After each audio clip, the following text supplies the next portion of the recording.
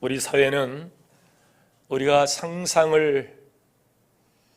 상상을 초월하는 강력 범죄가 많이 일어나고 있고, 또 최근의 범죄 형태는 더 잔인하고 포악하다는 것이 범죄를 연구하는 사람들의 공통적인 분석입니다. 정말 우리가 기억하기도 싫은 끔찍한 범죄들이 왜 이렇게 자꾸 일어날까요? 고슴도치도 자기 새끼는 귀하게 익을 줄 아는데, 심지어 자기가 낳은 자식도 전혀 찔림 없이 그렇게 함부로 범죄의 생양이 되는 것을 보면 정말 안타깝습니다. 이런 이유를 여러 가지로 진단이 가능하겠습니다만, 가장 설득력 있는 설명 중에 하나는 어릴 적부터 인격 형성에 장애가 있는 사람들이 그 장애가 이런 사회적 범죄에 영향력을 끼친다는 그런 주장이에요. 그 중에서도 가장 큰 장애는 열등감입니다. 그러나 오해하지 말아야 할 것은 이 열등감 자체가 문제가 되지는 않아요. 왜냐하면 이렇게 이야기하는 저에게도 열등감은 있거든요. 여러분도 아마 열등감이 있을 겁니다. 문제는 그 열등감이 어떻게 변질되어서 사회 문제로 나타나느냐의 문제인 것이죠. 우리는 누구나 열등감을 품고 살고 있는데, 지그문트 프로이트 또 칼 융과 함께 세계 3대 심리학자로 거론되는 알프레드 아들러는 이 열등감의 심리적 상태가 어떤 과정을 거쳐서 다양한 정신병과 신경증의 원인이 되어서 사회 문제를 일으킨다는 진단과 정의를 하고 있어요. 사실 이 아들러가 가장 경계한 것은 사람들이 타인과 소통하지 않고 자신이 함몰되어서 갇혀 사는 삶이에요. 이게 사단으로부터 우리에게 오는 문화 가운데서 겪는 고통이거든요. 하나님은 만물 위에 우리를 영장으로 세워서 모든 만물을 다스리고 정복하고 생육하고 번성하고 땅에 충만하도록 우리에게 사명을 주신 줄로 믿습니다. 그 사명을 가진 자가 다락방에 갇혀서 두려움 속에서 근심 가운데 열등감에 빠져 사는 일들은 하나님이 우리에게 주신 일이 아니에요. 이게 사단의 영향력 속에서 우리에게 오는 것이거든요. 우리가 꿈꾸는 세상은 아들러가 강조한 것처럼 그런 자기 세상이 함몰되어서 문을 걸어 잠그고 살아가는 그들을 관심을 갖고 찾아내서 우리와 같이 한 지체로서 버리신 그리스도의 몸으로서 가장 의미 있고 가치 있는 생명을 살리는 일들, 고통받는 이웃을 돕는 일들로 함께 쓰여지는 일을 위하여 하나님께서 우리에게 사명을 주신 것을 잊지 않아야 될 줄로 믿습니다. 그것이 우리가 꿈꾸는 세상이에요. 우리 임마누엘 교회가 추구하는 일입니다. 오늘 본문을 보세요. 본문 2절 말씀에 삭개오를 이렇게 소개합니다. 삭개오라 이름하는 자가 있으니 그는 세리장이요 또한 부자라, 이렇게 말씀하고 있어요. 이 사람은 여리고성의 세리장으로 부자가 됐는데, 세리장이면 나름대로 출세하고 사회적 지위도 갖게 되죠. 지금으로 하면 세무서장과 같은 자리니까요. 그런데 여러분, 당시 이 세리라는 직업은 유대인들 사회 속에서 창기들과 함께 경멸의 대상이었어요. 근데 어쩌다가 이 삭개오가 세리장이 되었을까? 어떤 성서학자는 이런 삭개오의 그 직업에 관심을 가지고 연구를 했습니다. 그는 이제 사회적 지위도 갖고 또 부를 축적하기도 했는데 그 속에 있는 목마름이 해결이 되지 않는 거예요. 도대체 이 삭개오 속에 자리 잡고 있는 목마름은 무엇일까? 3절에 보면 그가 키가 작고 사람이 많아 할 수 없어 앞으로 달려가기 위해서 돌무화과 나무에 올라갔다, 이렇게 표현하고 있습니다. 지금은 키가 크고 작은 것이 그렇게 크게 문제가 되지 않아요. 지식정보와 사회 4차 산업혁명 시대에 키가 큰들 무엇이며 또 키가 작은들 어떠하겠어요? 오히려 저는 키가 커서 손해를 많이 본 사람이에요. 어릴 적 집에 들어갈 때 제 이마는 제 이마가 아니었습니다. 항상 부딪혀요. 그래서 훈련을 받아가지고 그 후로부터 저는 웬만한 이 문에는 제가 걸리지가 않습니다. 옷을 사라 그래도 불편함이 이만저만 아니에요. 옷을 맞추려 해도 양복점에서 별로 좋아하지 않습니다. 예, 결정적으로 키 큰 사람이 손해보는 것은 땅에 떨어진 동전을 주울 때 제일 먼저 주는 사람이 작은 사람이고, 저는 제일 늦게 내려가요. 예, 키 커서 좋은 게 하나도 없어요. 근데 예전에는 키가 작은 것이 하나의 어떤 핸디캡이 되고 열등감의 원인이 되기도 했던 적이 있었습니다. 아마 삭개오는 그런 열등감 속에 빠져 있었던 사람인 것 같아요. 삭개오가 왜 당시 사람들이 이렇게 증오하던 세리가 되었을까? 자기를 경멸하고 또 함부로 하던 그 사람에게 내가 비록 욕을 먹더라도 세리가 되어서 부를 축적해서 이 부를 가지고 내 신체 핸디캡을 얘기하는 저 사람들의 코를 납작 눌러놔야 되겠다. 그리고 세리가 되었습니다. 그리고 그가 꿈꾸던 대로 부를 축적하고 사회적 지위도 갖게 되었습니다. 이것이 열등감이 부정적으로 나타나는 대표적인 증상이에요. 열등감 콤플렉스의 비극은 자기 비하와 그것이 분노로 나타나기도 합니다.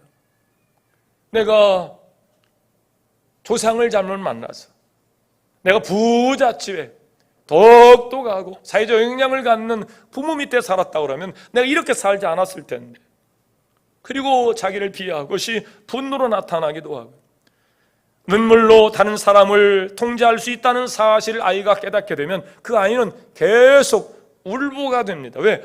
울으면 밥이 나오고 울으면 문제가 해결되거든요. 오이디푸스 콤플렉스의 최대 해상자는 그래서 응석바지로 키운 어린아이들이 될 수 있는데, 이 열등감 콤플렉스는 낮은 수준의 자기 평가로 이어지게 됩니다. 그래서 그가 손쉽게 돈을 벌 수 있었던 것은 아무래도 다른 사람이 하기 싫은 세리가 되는 거예요. 비록 세리가 욕을 먹더라 하더라도 쉽게 돈을 벌 수 있게, 세리는 같은 유대인으로서 동족에게서 돈을 걷어서 로마의 일부를 보내고 남겨진 돈은 자기가 먹는 거예요. 그러니까 유대인들이 그래도 삶의 고통이 이만저만 아닌데 같은 동족인데도 불구하고 주머니를 착취해서 그렇게 부를 축적하는 이 세리를 창기처럼 경멸한 것 아니겠습니까? 근데 삭개오는 비록 내가 그렇게 경멸을 받더라도 부를 축적해서 부자가 되어서 이 핸디캡을 커버할 수 있다라고 생각을 한 겁니다. 삭개오는 이런 일을 능숙하게 잘했고 당국자의 인정까지 받아서 무역상이 잘 그렇게 드나드는 소위 가장 좋은 목인 여리고의 세무서장까지 될 수 있었던 거예요. 그런데 문제는 무엇입니까? 돈을 많이 벌었어요. 지위도 높아졌어요. 아무도 이제 자기 키를 가지고 이야기하는 사람이 없습니다. 그런데 문제는 왠지 마음에 채워지지 않는 어떤 허전함이 자기를 누르는 거예요. 그러던 차에 그 당시 사람의 마음의 병과 육신의 질병을 치유하고 각 동네를 순회하시는 예수님이 오신다는 소식을 들은 거예요. 삭개오는 아무도 모르는 자기 마음의 이 병, 이 열등감 컴플렉스를 해결할 수 있도록 내가 주님을 만나야 되는데, 주님을 만나기에는 사람들의 눈이 많습니다. 그러자니도 키가 작다고 놀리고 나를 경멸하던 사람들의 손가락이 왜 두렵지 않겠어요? 삭개오는 예수님을 만나고 싶었습니다. 키가 작은 핸디캡을 거부하기 위해서 예전에는 뽕나무라고 또 번역이 되기도 했는데 돌무화과 나무에 올라가는 일이에요. 어린아이에게 놀림을 받을 수 있고 또 경멸의 대상이었기 때문에 또 하나의 얘기거리를 만들어낼 수 있었을 겁니다. 돈도 많고 사회적 위치도 있는 그로서는 쉽지 않은 일이었습니다.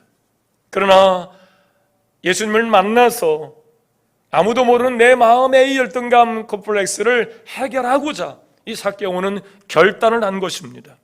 그동안 마음에 담아왔던 문제를 해결하고 싶었기 때문이에요. 그렇습니다. 열등감이 문제가 되지는 않는다 그랬죠. 근데 열등감이 이게 콤플렉스에 빠지게 되면 그것이 물질로 열등감을 해결해 보려고 또 사회적 지위로 해결해 보려고 하지만 그것까지는 해결되지 않아요. 오늘 어떤 열등감이든 저와 여러분 열등감을 가지고 있습니다. 그러나 그것이 사회 문제가 되는 일로 빠지지 않도록 열등감에서 고통을 받고 계시는 분이 계시다면 삭개오처럼 오늘 주님을 만나서 그 문제가 확실히 해결될 수 있기를 주의 이름으로 축원합니다. 먼저 열등감이 무엇인지를 먼저 살펴봐야 되는데, 열등감이라는 것은 자신을 다른 사람과 비교해서 열등하다고 느끼는 거예요. 이런 감정은 누구나 다 가지고 있는 감정이에요. 특별한 사람만이 아니고 누구나 가지고 있는 감정이에요. 어느 초등학교에 개교 100주년을 기념해서 사람들이 모이기 시작했습니다. 역사가 있었기 때문에 수많은 사람들 중에 사회적으로 성공한 또 정치인도 있었고 또 실업인도 있었고 또 동기들 중에 또 그리고 알려진 사람들 다 전부 다 모여서 행사를 잘 진행을 했습니다. 그리고 이제 행사가 끝나고 운동장에 나와서 각자 서로 이제 안부를 묻고 또 인사하면서 그렇게 헤어지는데 자기 친구가 자리를 부르는 거예요. 어이, 자네 차는 어디 있나? 그 순간 그렇게 얘기하는 친구 차를 보니까 차가 너무 좋은 거예요. 거기에 기사까지 동반해가지고 큰 차를 타고 온 친구 앞에 자기는 경차를 타고 왔는데 내 차가 여기 있다고 얘기할 수 없어서 갑자기 오다가 차가 고장이 나가지고 정비소 보내고 나는 택시를 타고 왔노라고. 그러냐고? 그러면 내 차 타고 같이 서울로 올라가세요. 그리고 친구 옆에 타고 서울로 올라온 거예요. 그 친구 차는 어디에 있어요? 학교 운동장에 있는데 엉겹결에 난 차 고장 나가지고 그냥 택시 타고 왔노라고. 내 차를 타고 서울 같이 올라가세요. 그 친구와의 비교 속에서 그 열등감을 거짓말로 표현을 한 겁니다. 결국 다시 버스를 타고 내려와서 그 차를 가지고 가는 것. 여러분, 그냥 그럴 수 있어요. 누구나 그런 경험이 없지 않아 있습니다. 근데 문제는 이 열등감이 문제가 되면 무리하게 중형차를 사게 됩니다. 그래서 내가 다음 동창회 때는 내가 빚이라도 내서 내가 좋은 차를, 그 친구보다 더 좋은 차를 타고 가가지고 그 친구의 코를 확 납작 눌러놓겠다고 생각을 하는 거예요. 이게 열등감의 문제입니다. 열등감은 문제가 없어요. 열등감으로 빚어진 문제가 되는 것입니다. 사람은 성장 과정에서 다양한 환경을 겪으면서 타인과 나를 자연스럽게 비교해 형제 간에도 서로 비교를 하면서 자랍니다. 이런 비교는 곧 타인에 대한 그리고 나에 대한 열등감으로 발생하게 되는데, 한편 열등감을 가진 사람은 자신의 단점과 혹은 약점이 폭로될 상황에 직면하면 불안해져요. 그럼 누가 자기 약점을 얘기하면 어떻게 할 줄을 몰라요. 심한 경우에는 공포심까지 느낍니다. 그리고 공포심을 느끼지 않는 경우에도 불안감을 떨치지 않아서 소극적이고 내성적인 성격을 띠게 됩니다. 그리고 혹시 이 열등감이 드러날까봐 다른 사람 앞에 나서는 일을 주저합니다. 한 발짝 갔다가 뒤로 두 발짝 물러서고 그러니까 이런 전조 증상을 우리가 알게 되면 저 사람이 저런 열등의식 속에서 저런 행동이 나오는구나. 그걸 개최해서 그 열등감을 함께 풀어줄 수 있는 방법을 찾아가는 것이 교회요, 성도요, 우리 지체인 줄로 믿습니다. 그 열등감을 공격해서는 안 돼요. 그 열등감이 예민해지고 그것이 폭력으로 나타나기도 하고요. 그래서 타인의 비판에 민감하다는 점과 또 칭찬을 받으면 과잉 반응을 한다는 공통점으로 이 열등감에 빠져있는 사람의 전조증상을 우리가 볼 수 있는데, 이런 성향의 사람들은 자신의 실패의 원인을 자기 자신이 아닌 다른 사람에게 전가하는 경향이 굉장히 큽니다. 오늘 내가 이렇게 된 것은 사회 탓이고, 부모님 탓이고, 또 잘 사는 친구 탓이고, 그래서 그것이 폭력적인 성향으로, 증오로, 분노로 나타나기도 해요. 열등감이란 지극히 자연스러운 감정인데, 이 알프레드 아들러는 열등감 극복을 통한 우월감 추구가 인간의 가장 중요한 삶의 동기라는 거예요. 그래서 하여튼 우리는 다른 것보다도 일본보다 조금 낫다는 소리가 되면 다 해결이 돼. 이게 왜? 일본의 열등의식을 가지고 있기 때문에 그래요. 그 일본만 넘었으면 된다는 생각을 가지고 자꾸 일본을 공격해야 돼요. 이게 열등감의 표현이기도 합니다. 그까이 그냥 웃어넘길 수도 있을 텐데, 그게 그냥 문지르고 지나갈 수 있을 텐데, 부족하기 때문에 느껴지는 일들이에요. 그렇다면 내 안에 이 열등감을 인정하기를 어려워하게 되면 그 문제는 해결되지 않아요. 마치 머리만 가리면 몸을 다 숨길 것으로 착각하는 타조처럼 말이죠. 자신에게 존재하는 열등감을 보이지 않으려고 그 열등감을 자꾸 부정합니다. 그럼 부정하면 부정할수록 열등감은 치료되는 것이 아니고, 즉 삭개오가 숨으면 숨을수록 그 열등감의 무게는 그 어느 것으로 해결되지 않아요. 예수님 앞에 나와야 됩니다. 그리고 치료받아야 됩니다. 그걸 드러낼 수 있도록 돕는 역할이 우리에게 주어진 일이라는 거예요. 두 번째로 이 열등감에 대한 반응을 좀 살펴보면, 열등감을 부정적으로 학습한 사람들에게서 이 열등감이 부정적으로 나타나게 되면 목소리가 크면 이긴다는 이 학습에 의해서 자기 부족을 목소리로 해결하려고 합니다. 내가 목소리를 크게 했더니, 화를 내버렸더니 더 이상 저 사람에 대해 열등감을 공격하지 않더라. 그래서 목소리 큰 사람이 이긴다고. 그 목소리 큰 사람의 주인공이 바로 열등감 때문에 그러는 거예요. 그로 자기의 부족을, 자기의 열등감을 감추려고 목소리를 크게 내고 자꾸 사람들을 대항하려 하는 것입니다. 회사에서는 위아래가 없어요. 독불 장군으로 유명합니다. 직장 동료에게 손가락질 당하는 무시당하기 일쑤예요. 성격 자체가 원만하지 못하고 괴팍스러워서 모두가 기피하는 대상인데, 당사자는 그것만이 자신을 지키는 것이라고 생각하기 때문에 이걸 바꾸려고 하지 않아요. 고집스럽게 그렇게 자기만의 세상 가운데서 소통을 단절한 채, 누가 조금이나 건드리면 큰 목소리를 높여서 공격 성향을 띠면서 자기 열등감을 감추려 합니다. 그 배경에는 무슨 일만 생기면 습관적으로 소리를 질러대는 것이 일상화된 경험이 학습이 돼서 나타나는 거예요. 이런 사람들은 과거에도 소리를 질러서 자신의 열등감을 감추고 심리적인 보상을 받았던 것이, 즉 자신처럼 열등감을 가진 사람을 찾아내서 물어뜯는 것이 점점 습관화되어서 나타납니다. 이게 객관식 적자 생존의 법칙 가운데서 이 열등감은 그렇게 또 표현되기도 해요. 자기도 열등감 때문에 고통을 받고 어려움을 당하는 것을 아는 그 사람이 또 열등감에 빠진 사람들을 집요하게 공격을 합니다. 이게 동물의 세계에서 난 일들이에요. 동물은요, 이렇게 딱 봐가지고 자기가 이길 수 없다고 생각하면 근처도 안 갑니다. 근데 자기가 이길 수 있다고 생각하면 집요하게 그 허점을 공격합니다. 그러니까 하나님의 형상을 따라 창조된 사람이 가질 마음이 아니에요. 사단으로부터 오는 그런 마음입니다. 그래야 자신이 보상받는다고 착각을 하는 거예요. 이렇듯 마음을 제압하지 못하면 열등감은 거대한 괴물이 되어서 우리를 집어삼키는 겁니다. 만약 우리가 열등감을 노예로 삼지 못하면 열등감이 여러분을 노예로 만들어 버리는 것입니다. 이제부터 열등감을 완전 노예로 삼고 여러분 승리하는 여러분 되기를 주의 이름으로 축원합니다.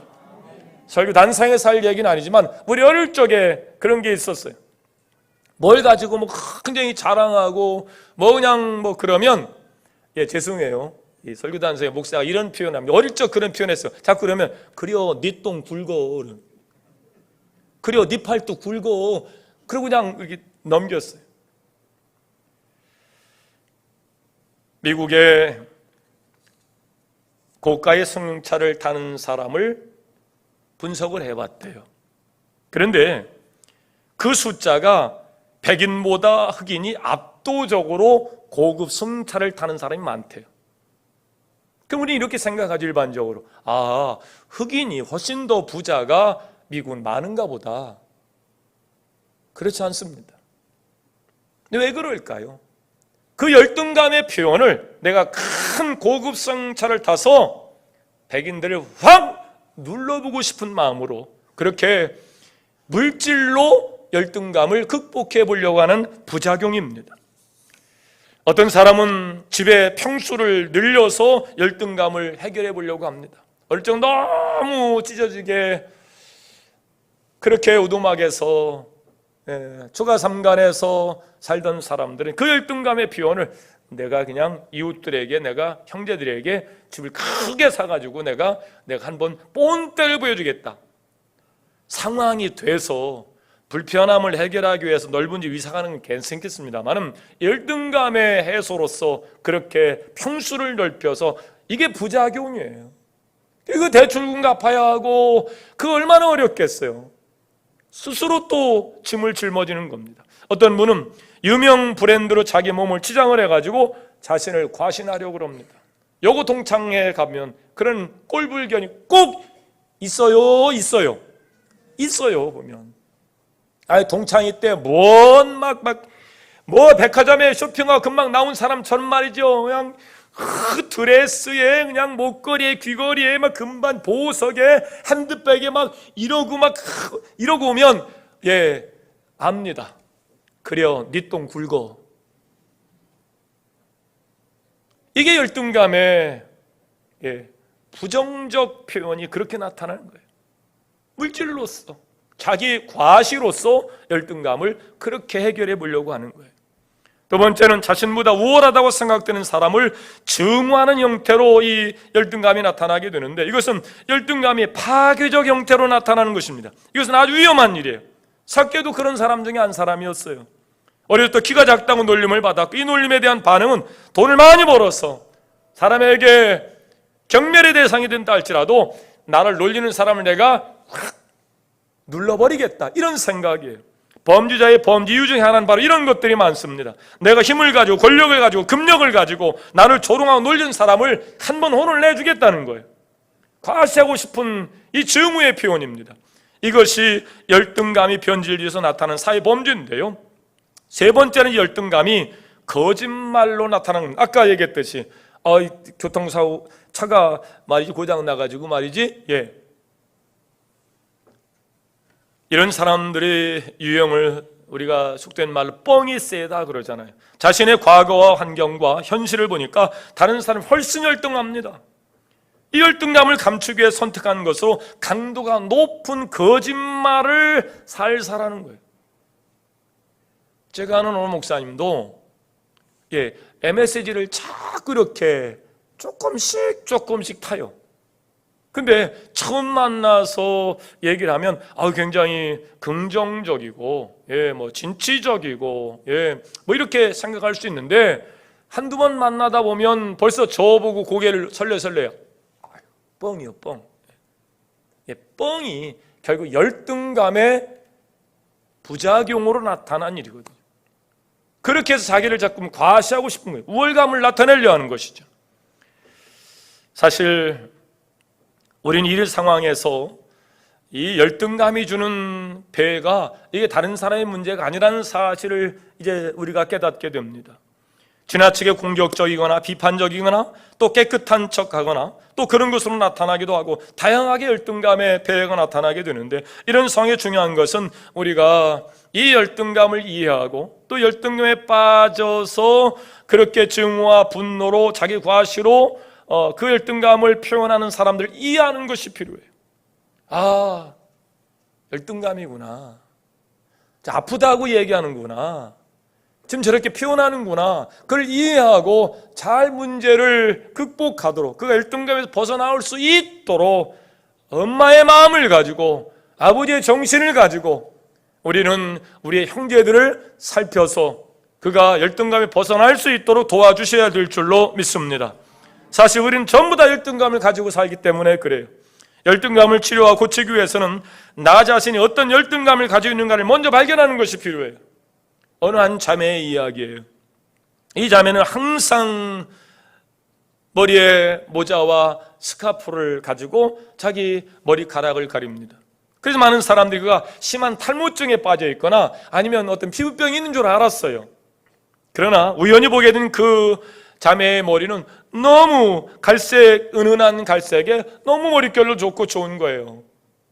왜 이렇게 좋은 머리카락을 이렇게 자꾸 가리고 다니냐고. 그 자매가 왜 그러고 다니는지 이유를 알게 됐습니다. 어릴 적 그 자매의 아버지는 의처증에 빠져 있어요. 아내가 어느 날 딸을 낳았어요.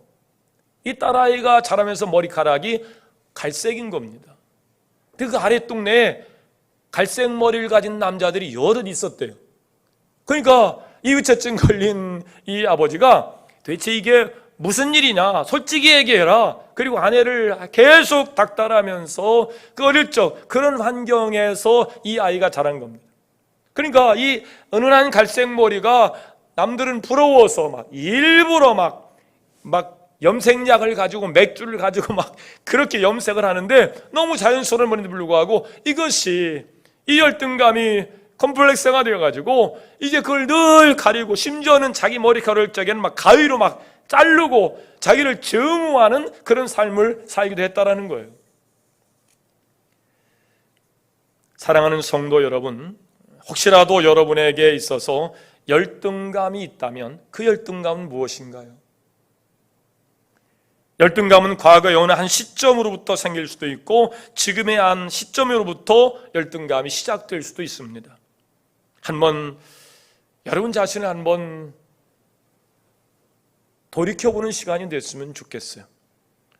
먼저 나에 대한 이해가 선행되어야 열등감을 우리가 극복할 수 있는데, 많은 사람이 열등감으로 고생하고 있지만 극복하지 못한 열등감은 없어요. 시작. 극복하지 못할 열등감은 없다. 치료받지 못할 열등감도 없다. 사케오처럼 전부 다 평생 가지고 온 이 열등감 콤플렉스를 다 치료받을 수 있는데 자꾸 열등감을 내 안에 끌어안고 그것을 물질로, 분노와 증오로, 어떤 권력으로, 과시로 표현하려다 보니까 이 열등감이 사회 문제가 되는 거예요. 그 열등감에 빠져 있으면 그렇게 표현해서도 결코 행복하지가 않아요. 권력을 가졌습니다. 사회적 지위를 가졌습니다. 부도 축적했습니다. 그러나 이 사케오의 마음에는 기쁨이 없는 거예요. 이 열등감이 우리 안에서 해소가 되지 못하면 기쁨 없는 삶을 살게 되는 겁니다. 헬렌 켈러는 너무나 여러분이 잘 알고 계셔서 오늘은 간단하게만 언급하고자 합니다. 그녀는 생후 19개월째에 성홍열이라는 전염병에 걸렸어요. 그 질병의 결과로 그는 볼 수도 없고 들을 수도 없고 말할 수도 없는 삼중고의 장애인이 된 거예요. 보지 못하면 듣기라도 하고,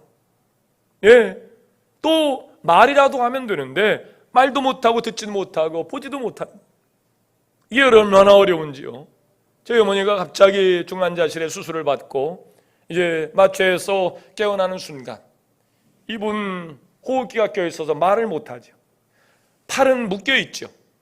도대체 여기가 어디인가? 누구라도 얘기할 수 있어야 되는데 어머니가 한쪽 귀가 잘 안 들리세요. 보청기를 꼈는데 수술 때 이제 보청기는 빼놓고 있고, 간호사가 그것을 알 리가 없고, 간호사가 뭔 얘기를 해줘도 24시간 어떤 상황이니 뭐 얘기해 주는 것도 아니고, 그러니까 이게 어떤 상황일까? 듣지도 못하고 보지도 못하고 말하지도 못하는 그런 상황이라 그러면 아마 너무 어려웠을 거예요. 제가 내내 그 어머니의 고통이 저한테 느껴지더라고. 어머니가 얼마나 괴로울까. 말하고 싶어도 표현을 못해. 그래서 제가 우리 형제들에게 단톡방에 어머니한테 뭘 물어보지 말고 우리가 얘기를 하고 어머니가 맞으면 눈을 깜짝깜짝하는 걸로, 머리를 끄떡끄떡하는 거로 표현을 해라. 그래서 오늘 어머니에게 무슨 말을 할 것인지 미리 준비해서, 어머니 제가 누군지 알아보시겠어요? 그러면 눈을 깜짝하세요. 그랬더니 금방 어머니가 눈을 깜짝깜짝하는 거예요. 물어보면 어떻게 말을 하냐고. 말을 못하니까요. 그 갑갑하고 그 어려운 환경을 미리 알아서 표현하도록 하게 하니까 그분이 어머니가 이제 의사소통이 되는 거예요. 여러분, 이 헬렌 켈러가 그런 고통 중에 빠졌습니다. 그런데 가정교사 설립한 부인의 열렬한 교육과 사랑의 헌신적 교육에 의해서 그가 발성법을 배우기 시작했습니다. 듣지 못하니까 당연히 말을 못하는 거예요. 근데 자꾸 하다 보니까 자기 마음의 표현을 그런 발성으로 표현해서 말이 된 겁니다. 1904년에 대학을 우수한 성적으로 졸업을 했고, 그 후에 자기처럼 불행한 사람을 위해서 나의 생에 신념을 가져라 등의 저서를 내어서 청각장애, 시각장애, 그리고 정상인과 똑같이 뭐 할 수 있다는 신념을 갖도록 사회에 영향력을 끼치는 사람이 된 거예요. 어마어마한 열등감이죠. 말 못하니까요, 듣지 못하니까요, 보지 못하니까요. 그런데 그것을 그냥 쌓아둔 것이 아니고, 그것이 상처로, 분노로, 증오로 나타나는 것이 아니고, 그렇게 그는 그런 어려움의 고통에 빠진 사람을 살려내고 희망을 줄 수 있는 영향력을 가진 사람으로 살게 된 줄로 믿습니다.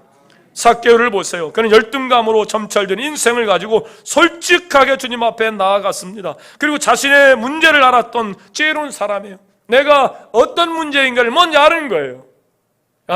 나는 다른 사람이 이제는 사회적 지위도 가졌고 부를 축적했으니 저 사람이 뭔 어려움이 있을까 모릅니다. 내 열등감은 되게 몰라요, 다른 사람들은. 근데 나는 알잖아요. 내 안에 해결되지 아니하는 이 문제, 기쁨이 없는 이 삶, 이 문제를 자기가 알고 진단해서 이 문제를 치료해 줄 주님 앞에 나아가는데, 이게 열등감으로 사람 앞에 나가면 내가 또 손가락을 받을 텐데, 어른이 돼가지고 어떻게 돌무화과나무에 올라가? 내가 사회적 지위가 있는데. 그런데 그는 주저하지 않았습니다. 그가 주님 앞에 나아갔습니다. 돌무화과나무 위에서 소리를 질렀습니다. 주님이 그 집에 유하게 됩니다. 그리고 9절 말씀에 그 열등감에 빠져서 경멸의 대상인데도 불구하고 과시하기 위해서 세리가 되었던 이 삭개오에게 오늘 주님이 9절에 이렇게 얘기합니다. 오늘 구원이 이 집에 이르렀으니 이 사람도 아브라함의 자손이로다. 그도 하나님이 사랑하시고 아브라함의 자손님으로 인정받는 놀라운 시간이에요. 사람들은 자기를 손가락질하는 사람으로만 봤습니다. 경멸의 대상으로 자기를 몰아세우는 거예요. 근데 주님은 그의 마음의 병을 치유하시고 그를 아브라함의 자손이라 인정을 해주시는 거예요. 지금 여러분의 삶에서 열등감이 문제가 된다면 어떤 요소 때문입니까? 여러분 자신의 문제입니까? 아니면 여러분 가족 때문입니까? 아니면 환경 때문입니까? 여러분 자신에 관해서라면 자신감을 가지시고 이길 수 있기를 바랍니다. 다른 사람의 문제라면 여러분 용서하시기 바랍니다. 그리고 그 문제를 잘 해결하셔서 헬렌 켈러처럼 선한 영향력을 끼치는 일들로 여러분의 열등감이 그렇게 새로워질 수 있기를 주의 이름으로 축원합니다. 축원합니다. 화평방송 구독, 좋아요 부탁드립니다. 감사합니다.